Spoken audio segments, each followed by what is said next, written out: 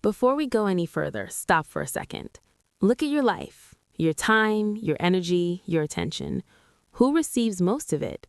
Other people's opinions, other people's emergencies, other people's expectations. And where are you in all of that? Because when your focus is always outward, something dangerous happens. You slowly fade from your own story. This isn't just a motivational talk, it's a wake-up call. It's about returning to yourself. Maya was 27. She was dependable, the one who replied immediately, the one who solved problems, the one who never disappointed anyone. If someone needed help, she showed up.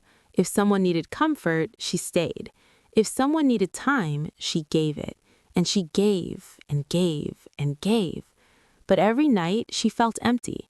Not exhausted from work, exhausted from carrying everyone else. One night, sitting alone in her room, she asked herself something uncomfortable. When did I stop being important in my own life? Growing up, she learned how to please, how to be useful, how to avoid conflict, but no one ever taught her how to listen to herself. That night, she wrote a sentence in her notebook. My life is my responsibility. It felt bold, almost selfish, but deep down she knew it wasn't selfish, it was necessary, because if she didn't choose her priorities, someone else would. The next week, Maya made a small experiment. She stopped over-explaining. She didn't rush to justify herself. She didn't jump in to fix every situation. At work, someone asked, "You're quiet today. Everything okay?" She smiled. "Yeah, just focused." Instead of talking more, she listened more, and she noticed something surprising. Most people talk to feel important, not to be understood. Later, a friend called with the same repeated drama. This time, Maya didn't carry it.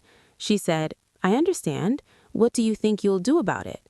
Silence. The friend wanted rescue. Maya offered responsibility. For the first time, she hung up feeling lighter. She realized something simple.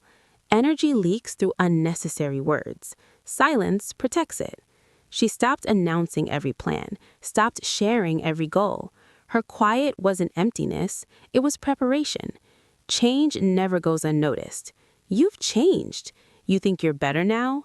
You're different. The old Maya would defend herself. This time she imagined building a house. If a builder stopped working every time someone criticized the design, the house would never be finished. So she kept building.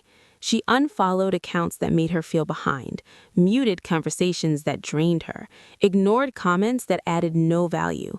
Not out of anger, out of self-respect. One night, she almost responded to a harsh message. Her fingers hovered over the keyboard. Then she asked herself, will this reply improve my future?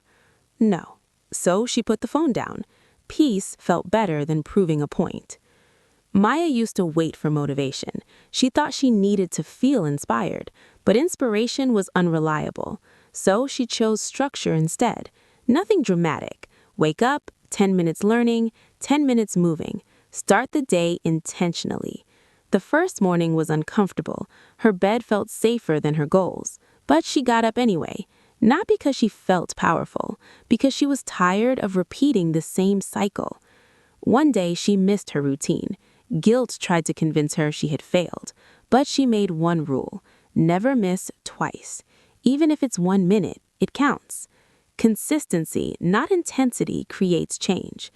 Maya stopped chasing dramatic transformations. Instead, she made change small.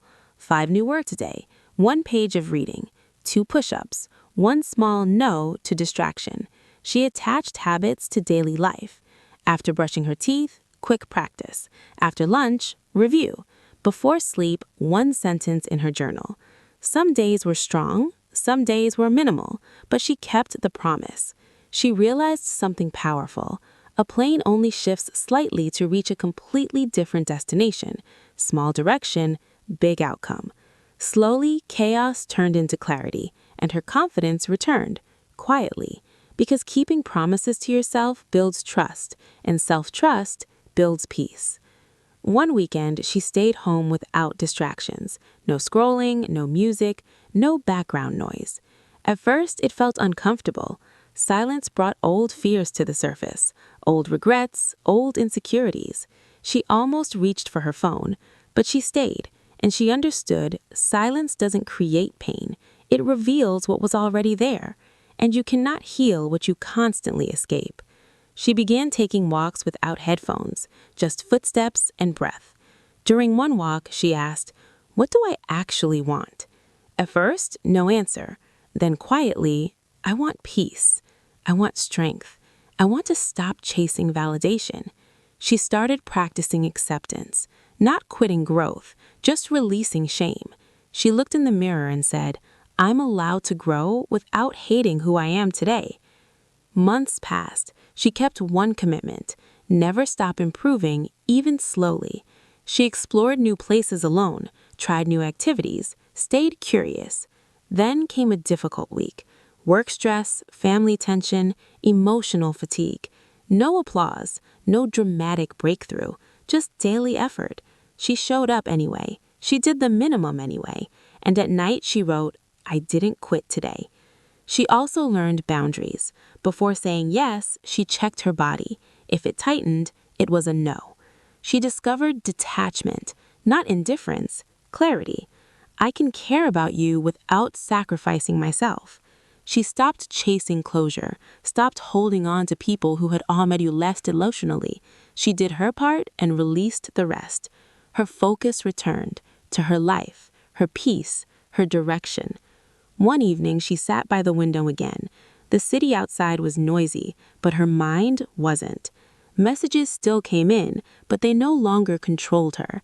She thought about the old version of herself, always apologizing, always available, always drained, and she felt compassion. That version was just trying to be accepted.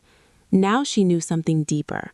Focusing on yourself doesn't make you cold, it makes you clear.